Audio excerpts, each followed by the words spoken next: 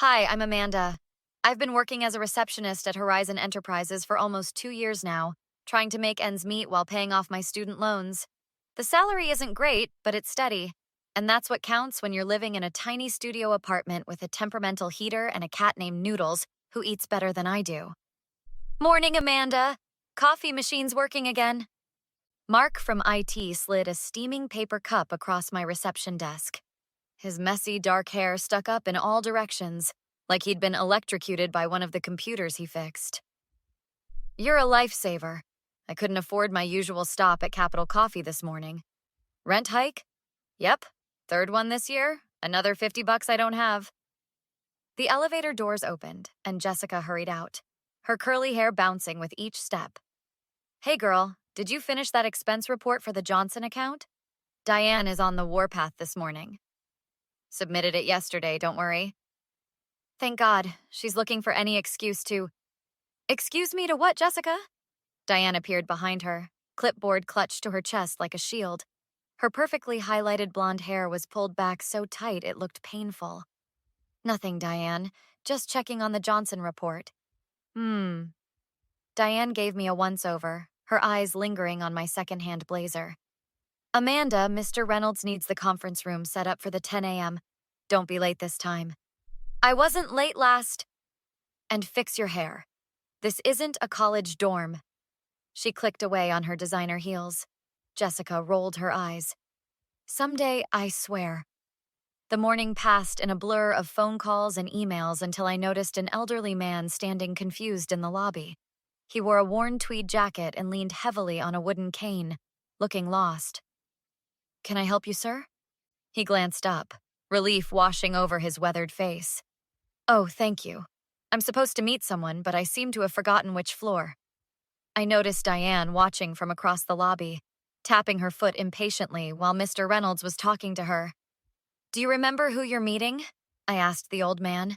Charles, my grandson. He works here. I checked our employee directory. We have 3 Charles in the building. Last name?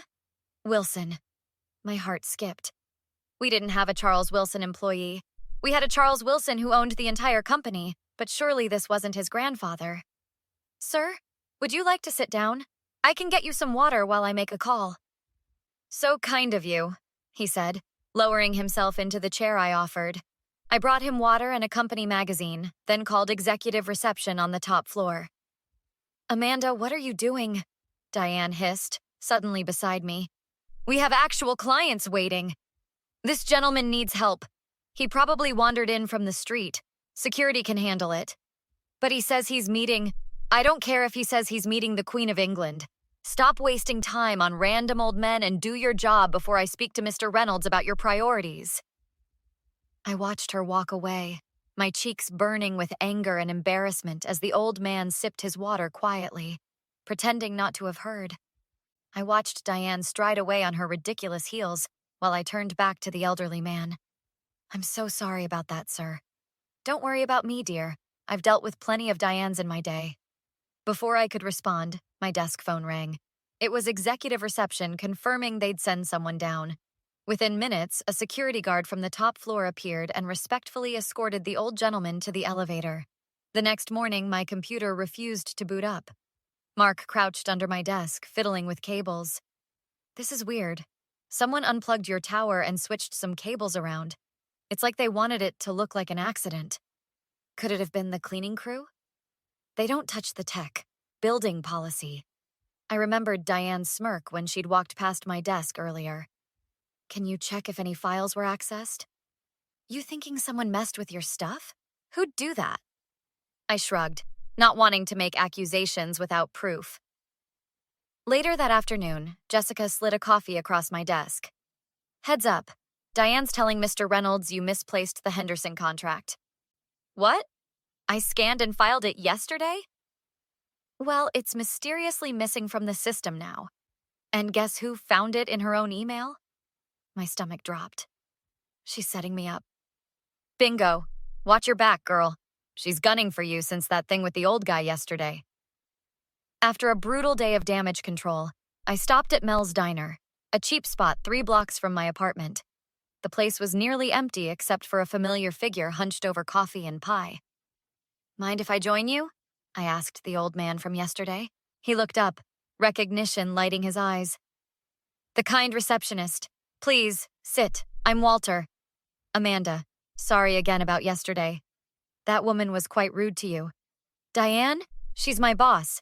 And she's been worse today." I ended up spilling everything to Walter. Diane's sabotage, the missing contract, the computer tampering. "Sounds like she feels threatened by you." "By me? I'm just a receptionist." Sometimes the most dangerous person is the one others underestimate. The next day, I arrived early to find Mr. Reynolds waiting at my desk. "Amanda, we need to discuss your performance." My heart sank. Is something wrong? "Several complaints have reached me about missed calls, lost documents, scheduling errors." "Sir, I can explain. Diane mentioned you've been struggling. She suggested we reconsider your quarterly bonus. That bonus was how I planned to fix my car. Without it, I'd be taking the bus through winter. With all due respect, I believe someone has been interfering with my work." "That's a serious accusation." "I know, but my computer was tampered with, and files I processed have disappeared." "Do you have proof?" "Not yet, but then I suggest you focus on improving your performance instead of blaming others." As he walked away, Diane appeared with a stack of folders. "I need these reorganized by noon." "That's impossible. There must be 50 files here." Sounds like another task you'll fail at. Such a shame about that bonus." She sauntered off as Mark approached, concern on his face. "Hey, I heard Diane telling the accounting team you've been making calculation errors on purpose." "What's going on?"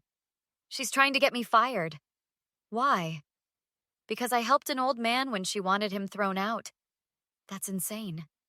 "That's Diane, and now she's cost me my bonus." "What are you going to do?" I stared at Diane's back as she flirted with the sales team, laughing too loudly at their jokes. "I don't know yet, but I'm not going down without a fight." The next morning, the office was buzzing with nervous energy. Jessica rushed to my desk, practically bouncing. "Did you hear? The CEO is coming today. The actual Charles Wilson." "For real? We never get visits from the top floor." "Emergency email went out to management 10 minutes ago. Diane's having a meltdown in the break room." As if summoned, Diane appeared, her face flushed and hair slightly disheveled. "Conference room now. Everyone needs to clean their desks. Amanda, order refreshments immediately. And wear something more professional." She glanced at my perfectly appropriate navy blazer with disdain. "What's wrong with what I'm wearing?" "Everything. Just fix it." Mark slid next to me as Diane rushed away. Someone's terrified of the big boss. She should be, after how she treats people. By the way, I installed that keystroke logger like you asked. If someone's messing with your computer again, we'll know. An hour later, the elevator doors opened, and a tall man in an expensive suit walked in, accompanied by a familiar figure with a wooden cane. My jaw dropped. Walter, with the CEO. Diane swooped in, hand extended. "Mr. Wilson, welcome to our division. I'm Diane Matthews, office manager. We're so honored." "Where's the young lady who helped my grandfather yesterday?" Charles interrupted, scanning the room. Diane's smile faltered. "Grandfather?" Walter pointed his cane at me. "There she is. Amanda, come here, dear." All eyes turned to me as I approached. "This is the receptionist I told you about," Walter said. "Only person in this entire building who bothered to help an old man. The rest walked by like I was invisible." Charles's expression hardened as he looked at Diane. "Including you, Miss Matthews?" I was actually in a meeting with Mr. Reynolds at the time, but I would have certainly..." "She told Amanda to stop wasting time on random old men and threatened her job," Walter stated flatly. Diane's face went white. "There's been a misunderstanding." "Let's continue this discussion in the conference room," Charles said. "Amanda, would you join us? And Mr. Reynolds, please?" As we filed into the conference room, Jessica gave me a wide-eyed look that screamed, "What is happening?" Inside, Walter recounted his experience, describing how I'd been the only one to offer help while others ignored him. "And since then," Walter continued, This young lady has been punished for her kindness. Funny how her computer was tampered with and files went missing right after she helped me. Diane leaned forward. Sir, I can assure you, if there have been performance issues. Oh, I also ran into Amanda at a diner last night, Walter added. She told me her manager was trying to take away her bonus. Mr. Reynolds frowned. Based on multiple complaints from you, Diane. Charles's gaze sharpened. Is that right? Mark knocked and entered with a tablet. Sorry to interrupt, but you asked for this urgently, Amanda. He handed me the tablet, showing a screen recording. What's this? Charles asked. Evidence, sir. We installed a keystroke logger after my files kept disappearing. This shows someone logging into my computer using Diane's credentials at 7:15 this morning, deleting the Henderson contract, and then accessing my email to delete confirmation receipts. The room went silent as the video played.